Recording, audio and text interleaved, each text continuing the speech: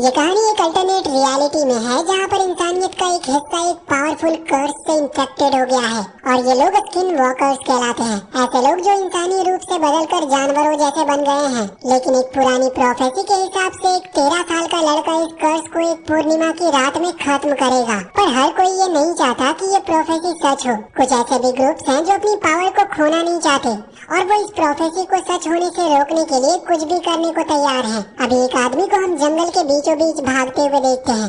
उसे रास्ते में कई लाशें मिलती हैं जिनके गले पर जानवरों के दांत के निशान थे। तभी उसे कुछ आवाज सुनाई देती है और वो अपनी रिवॉल्वर निकालता है जिसमें सिल्वर बुलेट्स लगी होती है। पर वो गोली चलाता उससे पहले ही एक आदमी पीछे से आकर उसके सर पर एक जोर का मुक्का मार देता है और कुछ मिनट के बाद वो आदमी अपने आप को उल्टा लटका हुआ पाता है और वो पेड़ से बंधा हुआ था और उसके इर्द गिर्द एक वेयर वुल्फ्स का टोला खड़ा होता है जिनकी लीडर सोनिया होती है। सोनिया उस आदमी को पहचान लेती है। वो उन गार्डियंस में से एक है जो प्रोफेसी के लड़के यानी चोजन चाइल्ड की रक्षा करते हैं। सोनिया उससे पूछती है कि वो लड़का कहाँ पर है, पर गार्डियन मना कर देता है और वार्न करता है कि सबका अंजाम पास ही है क्योंकि सिर्फ 4 दिन बाद प्रोफेसी सच होने वाली है। ये कहकर वो आसमान की तरफ इशारा करता है जहाँ पे लाल आसमान के बीच चांद चमक रहा था। सोनिया समझ जाती है कि अब पूर्णिमा आने वाला है और उन्हें उस लड़के को ढूंढना होगा वरना सब कुछ खत्म हो जाएगा। फिर भी वो गार्डियन कुछ नहीं बताता तो सोनिया गुस्सा होकर उसके सर पर बंदूक तान के उसे मार देती है। फिर वो अपने पैक को कहती है कि जाकर वेरिक जो उनका लीडर है उसे बताओ कि एक बड़ी मुश्किल आ रही है। वहीं दूसरी तरफ एक वेयरवुल्फ फैमिली को एक वीडियो रिकॉर्डिंग मिलती है जिसमें टिमोथी नाम का वो लड़का था। ये वही प्रोफेसी वाला लड़का होता है जो उनकी प्रोफेसी सच करने वाला था। वीडियो में कहा जा रहा था कि लड़का सुरक्षित है और उसका लोकेशन उसके 13th बर्थडे तक सीक्रेट रखा जाना चाहिए और पूरा परिवार एक बेसमेंट में जाकर अपने आप को स्टील के वेस्ट से बांध लेता है ताकि वो रात में ट्रांसफॉर्म होने पर किसी को नुकसान न पहुंचाए। लेकिन तभी वेरिक, सोनिया और उनके आदमी जो और ग्रेयर बेसमेंट तोड़कर अंदर घुस जाते हैं। वेरिक पूछता है कि लड़का कहाँ पर है पर कोई भी बताता नहीं। सोनिया अपने ब्लेड से एक फैमिली मेंबर को मार देती है और कहती है कि सबको मार देते हैं, लेकिन वेरिक उसे रोक लेता है और कहता है कि घर चलो कुछ मिल सकता है। जब वो घर को सर्च करते हैं तो उन्हें एक पुराना टेप मिलता है जिसमें टिमोथी गैरेज में खेल रहा होता है। वेरिक ध्यान से देखकर कहता है कि मुझे पता है कि ये जगह कहाँ पर है। उधर टिमोथी अपने कमरे में उठता है और उसे अस्थमा अटैक आता है। उसकी माँ रेचल उसे शांत कराने की कोशिश करती है और उसका फैमिली फ्रेंड विल आकर उसे सांस कंट्रोल करने में मदद करता है। थोड़ी देर बाद रेचल उसे सुला देती है। रेचल और टिमोथी अपनी सास नेना के घर में रहती है जब से उसके पति केलब की मौत हो गई। वहाँ रेचल के साथ उसके पति का छोटा भाई जोनस और उसकी बेटी कैथरीन भी रहते हैं और ये सारे सीक्रेटली स्किन वॉकर्स हैं। अगली सुबह विल नेना से कहती है कि टिमोथी का अस्थमा दिन ब दिन खराब होता जा रहा है। दरअसल ये उसके अंदर के वेयरवुल्फ ब्लड जागने के निशान थे और ये प्रूफ है कि वही चोजन वन है जो कर्स को खत्म करेगा। और पूर्णिमा में अब बस 4 दिन बचे थे और सबको तैयार रहना था। रेचल तब तक शॉप में काम करने जाती है एडम के साथ जो कैथरीन का बॉयफ्रेंड था। टाउन में एक दुकानदार पूछता है कि टिमोथी अब कैसा है, जबकि रेचल ने किसी को भी कुछ भी नहीं बताया था। उसे ये बात अजीब लगती है। इसी बीच वेरिक और उसका गैंग मोटरसाइकिल्स पर टाउन में आ जाते हैं। वेरिक यहाँ पर अपने हॉक को भेजता है ताकि वो अपने आसपास के एरिया में लड़के को ढूंढ सके। इधर रेचल फोन पर नेना को कहती है कि टिमोथी को लंच के लिए ले आए। नेना जब लड़के को लेकर टाउन में आती है तो वो आसमान में वेरिक के हॉक को देख लेती है और थोड़ी देर के बाद वेरिक से आमने सामने टकरा जाती है। वेरिक उससे कहता है कि लड़के को दे दो, पर नेना गन निकालकर उसके ऊपर तान देती है। वेरिक भी अपनी गन निकालता है और दोनों के बीच में यहाँ पर फायरिंग शुरू हो जाती है। यहाँ पर शेरिफ, दुकानदार और डिलीवरी मैन भी नेना की मदद करने लगते हैं। यहाँ पर वेरिक का गैंग भी फायरिंग में शामिल हो जाता है। गोलियों की आवाज सुनकर रेचल भागकर देखती है कि हो क्या रहा है। अपने बेटे की फिक्र में वो उसकी तरफ दौड़ती है पर एडम उसे छुपने के लिए कहता है और खुद बंदूक लेकर वेयरवुल्फ्स पर गोलियां चलाता है। नेना टिमोथी से कहती है कि वो हार्डवेयर स्टोर की तरफ भाग जाए। वो भागता है और पीछे रेचल उसके पास पहुंचती है। वो चैन की सांस लेती है पर स्टोर के दूसरे साइड से जो आ जाता है और सर्च करने लगता है। तभी पिछले दरवाजे से जोनस आता है और रेचल और टिमोथी को बुलाता है। वो तीनों विल के ट्रक में बैठकर भाग जाते हैं नेना को बचाने के लिए।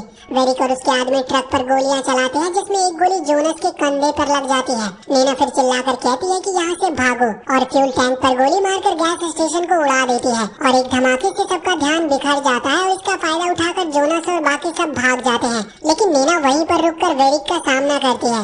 वेरिक कहता है कि लड़के को हमें दे दो, पर नीना मना कर देती है। कुछ पल के लिए यहाँ पर वेरिक हिचकिचाता है जैसे उसे दुख हो रहा हो, पर जब उसे समझ आता है कि नीना नहीं मानेगी तो वो उसे गोली मारकर खत्म कर देता है। इधर ट्रक के अंदर रेचल कहती है कि ये सब हो क्या रहा है। तब जोनस उसे सारी सच्चाई बताता है कि वो सारे स्किन वॉकर्स हैं और टिमोथी वही लड़का है जो इस कर्स को खत्म करेगा। रेचल यकीन नहीं करती और विल से कहती है कि गाड़ी तुरंत ही रोको, लेकिन तभी रोग उसे बेहोश कर देता है। और जब रेचल होश में आती है तो वो देखती है कि पूरा परिवार ट्रक के अंदर वेस्ट पहने हुए है और धीरे धीरे वो भेड़िए में ट्रांसफॉर्म हो रहे हैं। ये देखकर वो शॉक में आ जाती है। वहीं दूसरी तरफ टिमोथी केबिन में विल के साथ होता है जो उसे पूरी प्रोफेसी को समझाता है। विल कहता है कि पुरानी प्रोफेसी के मुताबिक एक लड़का जिसका खून आधा इंसान और आधा वेयरवुल्फ का होगा, वो इस कर्स को खत्म करेगा जब वो 13 साल का होगा। जब पूर्णिमा की रात लाल आसमान के नीचे आएगी तो सारे वेयरवुल्फ अपनी पावर खो देंगे। ये सुनकर टिमोथी खुद ही ट्रांसफॉर्मेशन देखने आता है और देखता है कि उसका पूरा परिवार वेस्ट में बंधा हुआ है। उसकी आंखें चमक रही है और वो खूंखार जानवरों में बदल रहे हैं। अगली सुबह विल ट्रक रोकता है और सबको चेक करता है। वेस्ट ने सबको कंट्रोल में रखा था, इसीलिए रेचल और टिमोथी सेफ थे। फिर वो एक लेक के पास रुकते हैं। रेचल जोनस पर चिल्लाकर कहती है कि तुमने इतना बड़ा राज मुझसे क्यों छुपाया। जोनस कहता है कि उसने ये सब उन्हें बचाने के लिए किया था, क्योंकि टिमोथी के अंदर एक खास पावर है जो पूर्णिमा की रात को एक्टिवेट होगी। अब सिर्फ 2 दिन बचे थे और उन्हें हर हाल में उसकी रक्षा करनी थी। थोड़ी देर के बाद टिमोथी अपनी माँ के पास आता और कहता है कि मुझे अच्छा नहीं लग रहा, और वो वहीं पर बेहोश हो जाता है। सब उसे तुरंत ही हॉस्पिटल ले जाते हैं, जहाँ पर डॉक्टर कहते हैं कि लड़के के ब्लड टेस्ट में कुछ अजीब ही निकला है। लेकिन रेचल मुस्कुराकर कहती है कि हमारे फैमिली में ये नॉर्मल है। इसी बीच जोनस रोग को कहता है कि हॉस्पिटल के आसपास देखता रहे, क्योंकि दुश्मन वेयरवुल्व्स कभी भी आ सकते हैं। कैथरीन और एडम भी हॉस्पिटल के आसपास पहरा दे रहे होते हैं। एडम कहता है कि कर्स खत्म होने के बाद वो कैथरीन के साथ एक नया जीवन चाहता है, बिना खून के और बिना किसी जंग के। कुछ देर के बाद वहाँ पर एक नया पेशेंट आता है जो एक्सीडेंट का शिकार लग रहा था। नर्स उसके चेहरे का बैंडेज जब हटाती है तो देखकर हैरान हो जाती है, क्योंकि वो सोनिया होती है। बाहर जोनस वेरिक के हॉक को आसमान में घूमता हुआ देखता है और कहता है कि तैयार हो जाओ, वो यहाँ पर आ चुके हैं। रोग गाड़ी लेकर तैयार होता है, तभी हॉस्पिटल के रूम से चीखने की आवाजें आती है। कैथरीन दौड़ कर जाती है तो देखती है कि नर्स की लाश बेड पर पड़ी है और वो तुरंत ही गन निकालकर टिमोथी के रूम की तरफ भागती है। पर सोनिया, जो अभी भी नर्स के रूप में होती है, वो उससे पहले पहुँच जाती है। रेचल उसे नर्स समझकर कहती है कि मेरा बेटा ठीक तो है ना, पर सोनिया उसे जोर से धक्का मारकर गिरा देती है और टिमोथी का गला घोटने लगती है। बाहर रोग आवाज सुनकर दौड़ता है और सोनिया को पकड़ लेता है। दोनों के बीच में यहाँ पर भयंकर फाइट होती है। सोनिया उसे रोकने की कोशिश करती है, पर रोग उसे दीवार से टकरा देता है। फिर वो रेचल और टिमोथी को वहाँ से निकालता है। कैथरीन भी दौड़कर उन्हें ढूंढने जाती है, लेकिन रास्ते में उसका सामना वेरिक से हो जाता है, जो उसे एक कमरे में धकेल देता है। दूसरे हॉलवे में जोनस देखता है कि जो और ग्रेयर वहाँ पर पहुँच गए हैं और बिना 2 बार सोचे वो अपनी गन निकालता है और उन पर गोली चला देता है। इससे हॉस्पिटल के अंदर एक जबरदस्त शूट आउट शुरू हो जाती है। बाहर एडम और विल हॉस्पिटल के सामने ट्रक लेकर आते हैं और रोग जल्दी से माँ और बेटे को कार में बिठाने के लिए दौड़ता है, लेकिन वो सारे वेयरवुल्व्स उनके ऊपर फायरिंग करने लगते हैं और रोग की पीठ में गोली भी लग जाती है। वो वहीं जमीन पर गिर जाता है। टिमोथी अपने दोस्त के लिए रो पड़ता है, लेकिन रेचल उसे खींचकर ट्रक में बिठाती है और जोनस भी तुरंत ही पीछे से चढ़ जाता है और शूट आउट जारी रहती है। पर जैसे ही जोनस कार में चढ़ने लगता है, वेरिक उसे आवाज लगाता है कि बच्चे को उन्हें दे दो, और वो उसे भाई कहकर बुलाता है। और तब ये बड़ा राज खुलता है कि वेरिक असल में केलब है और वो टिमोथी का फादर है, जैसे रेचल सालों पहले मरा हुआ समझ रही थी। वो अपनी गन कैथरीन पर ताने खड़ा होता है, लेकिन जैसे ही वो अपनी वाइफ और अपने बेटे को देखता है, उसके चेहरे पर एक पल के लिए सन्नाटा छा जाता है। पर उसका स्किन वॉकर नेचर उसके जज्बात से ज्यादा मजबूत था।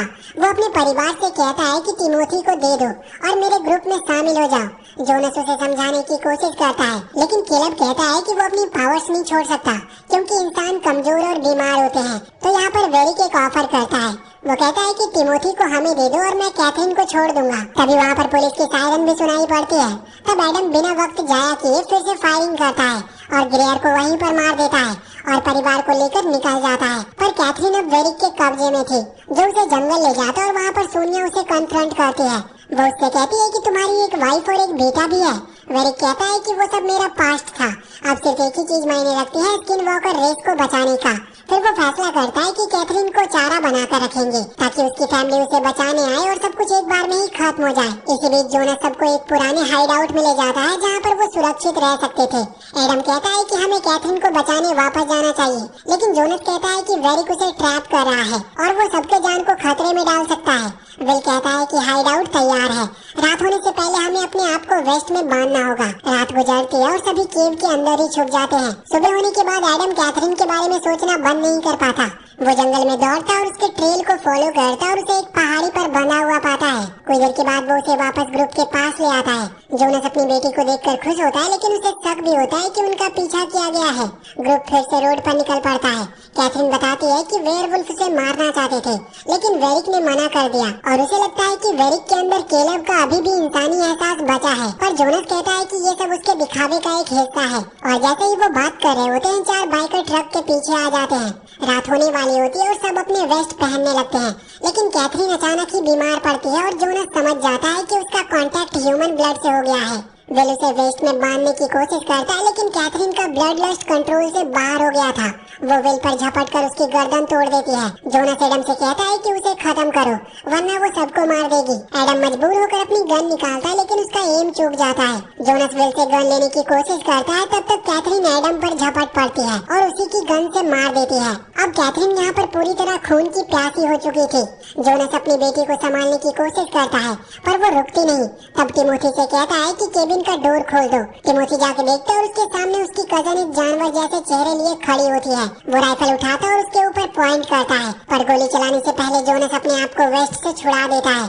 विल की गन पकड़ता है और अपनी बेटी पर गोली चला देता है। और इस दुख भरे पल के बाद वेरिक का हॉक ट्रक के विंडशील्ड से टकरा जाता है और व्हीकल रोड के बीच में उलट जाती है। कुछ देर के बाद वेरिक और उसका ग्रुप वहाँ पर पहुँचता है, लेकिन जोनस, रेचल और टिमोथी पहले ही ट्रक से निकलकर भाग जाते हैं। तीनों एक पुरानी फैक्ट्री में पहुँचते हैं, जहाँ से वो देखते हैं कि लाल आसमान में फुल मून ऊपर उठ रहा है।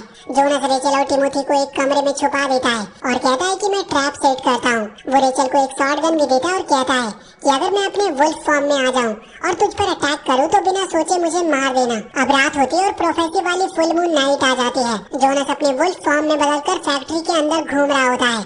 थोड़ी देर के बाद वेरिक, सोनिया और जो भी वहाँ पर अपने वेयरवुल्फ फॉर्म में आ जाते हैं और अलग अलग डायरेक्शन में सर्च करते हैं। जो ऊपर वाले फ्लोर पर जोनस को देख लेता है और उस पर हमला करने जाता है, लेकिन वो ट्रैप पर कदम रख देता है और वो केबल से उल्टी लटक जाता है। जोनस तुरंत ही अपनी क्लाव से जो पर हमला करता है और केबल को काट देता है, जिससे जो नीचे गिरकर मारा जाता है। जो की लाश देखकर वेरिक गुस्से में पागल हो गया था और वो जोनस और टिमोथी को ढूंढने लगता है। जब वो आखिर में अपने भाई के सामने आता है, तो उन दोनों वेयरवुल्फ के बीच में एक खतरनाक लड़ाई शुरू होती है। वेरिक उससे ज्यादा ताकतवर लग रहा था और जोनस को ग्राउंड पर वो दबा देता है। वो अपने पंजों से उसे मारने वाला होता है, लेकिन जोनस अपना बचाव करता है और उसे दूर धकेल देता है। ये लड़ाई जारी रहती है और वहीं सोनिया टिमोथी और रेचल को ढूंढती रहती है।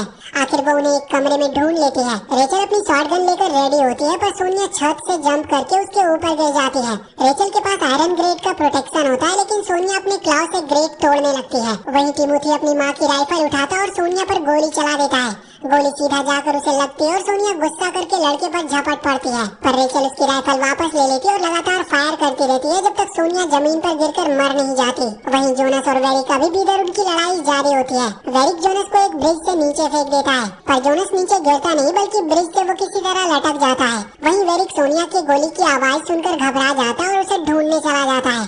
वहाँ उसका सामना रेचल से होता है, जो उसे रोकने की कोशिश करती है और वो उससे कहती है कि केलब, मुझे पहचानो। एक पल के लिए तो वेरिक अपनी पुरानी यादों में खो जाता है, पर फिर उसका वुल्फ इंस्टिंक्ट उसे कब्जे में ले लेता है और वो रेचल को जोर से पटक देता है। फिर वो टिमोथी की तरफ आगे बढ़ता है। तभी जोनस वहाँ पर आ जाता है और दोनों भाई दोबारा एक दूसरे से टकराने लगते हैं। टिमोथी अपनी माँ को उठाता है और कहता है कि मेरे अंकल खतरे में हैं। जोनस अपनी पूरी कोशिश करता है, लेकिन वेरिक ज्यादा ताकतवर था। लेकिन एक डेस्परेट अटैक में जोनस अपने भाई के हाथ को काट लेता है, लेकिन उसके खून का टेस्ट उसके अंदर भी एक प्यास जगा देती है।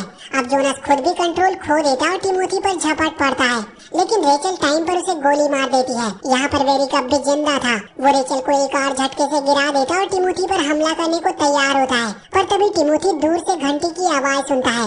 आधी रात बीत चुकी होती है और अब वो 13 साल का हो गया था और प्रोफेसी के मुताबिक अब वो कर्स को तोड़ने की ताकत रखता है, लेकिन वो अटैक नहीं करता।